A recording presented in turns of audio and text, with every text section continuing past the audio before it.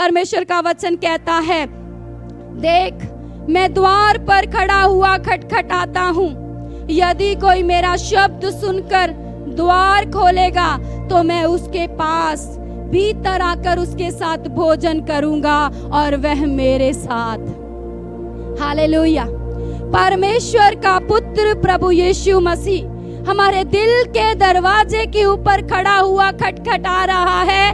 वो बोल रहा है कि कब तू आत्मा में सरगर्म होगा, कब तू आत्मिक जन बनेगा, कब तू पवित्र धर्मी जन बनेगा, कब तू लगातार प्रार्थना में जाने के लिए जागरूक होएगा, कब तू नींद से जागेगा, कब तू मेरे पास आएगा। देख मैं तो तेरे पास आ गया हूँ और द्वार पे खड़ा हुआ खटखटा रहा हूँ। तू खोल द्वार को और अपने आप को आत्मा में सरगर्म कर ले और अपने मन को फिरा ले, क्योंकि परमेश्वर हमारे जीवन में काम करना चाहता है। परमेश्वर का वचन कहता है, जो जय पाए मैं उसे अपने साथ अपने सिंहासन पर बैठाऊंगा, जैसे मैं भी जय पाकर अपने पिता के साथ उसके सिंहासन पर बैठ गया।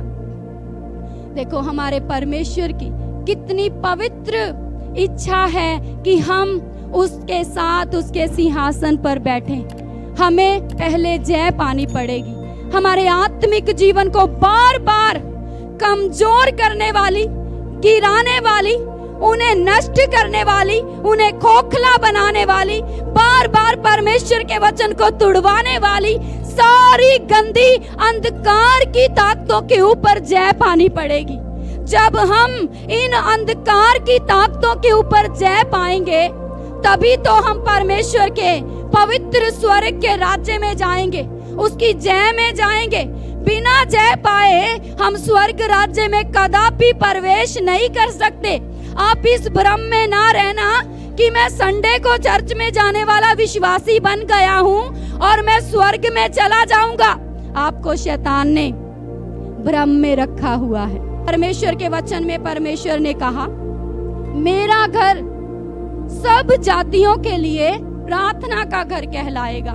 तो भाई सब जातियां आकर परमेश्वर के घर में हर दिन प्रार्थना करें। कोई रविवार ये वचन में लिख नहीं दिया गया कि रविवार की प्रार्थना ही परमेश्वर सुनता है, बाकी दिन प्रार्थना करने की कोई जरूरत नहीं है।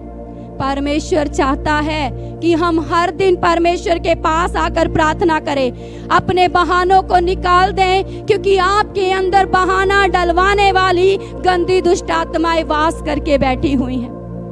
आपके आत्मिक जीवन को बढ़ने ना देने वाली दुष्ट आत्माएं आपको जकड़े हुए हैं, आपकी बुद्धि को जकड़ के रखे हुए हैं। इसीलिए आप सिर्फ विश्राम दिन की प्रार्थना को महत्व देते हैं और बाकी दिनों की प्रार्थना को डाउन कर देते हैं। उनका लेवल डाउन हो जाता है, उनको भी हमें ऊंचा उठाना है। हमारा परमेश्वर हमसे चाहता है हमें जय पानी है। प्रियो, अगर आप अपने घर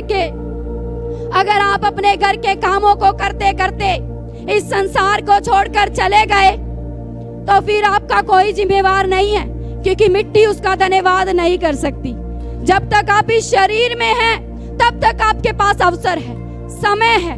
परमेश्वर चाहता है इस शरीर में रहते हुए ही हम आत्मा में सरगर्म हो जाएं, मन को फिरा ले और जय को प्राप्त करें, ताकि हम जय के सिंहासन के सामने खड़े किए जाएं। हमारे परमेश्वर के साथ हम वास करें, उसको हम देखने पाएं। परमेश्वर का वचन कह रहा है, जिसके कान हो वह सुन ले कि आत्मा कलीसियाओं से क्या कहता है।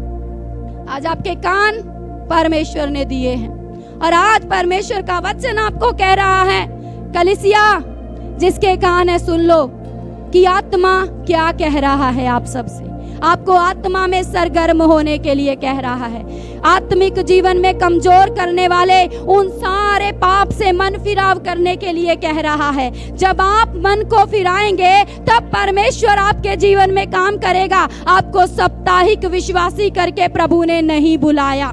बल्कि आपको परमेश्वर ने धर्मी करके बुलाया है, आपको पवित्र करके बुलाया है, तेजस्वी कलीसिया करके बुलाया है। परमेश्वर का वचन कहता है कि वो अपने वचन के जल के स्नान के द्वारा अपनी कलीसिया को शुद्ध करेगा। तो आज शुद्ध हो जाए, वचन आपके लिए है, आपके पास आ चुका है, आपके पास भेज दिया गया है। आपको इस वचन को कैसे अपने जीवन में लागू करना है, कैसे इसके अनुसार चलना है, आपका ही ये फैसला होगा, आप ही की ये मर्जी होगी। परमेश्वर तो आपसे कह चुका, परमेश्वर तो आपसे कह चुका कि तुम आत्मा में सरगर्म हो और मन को फिरा लो। इन वचनों के द्वारा प्रभु आप सबको आशीष करे।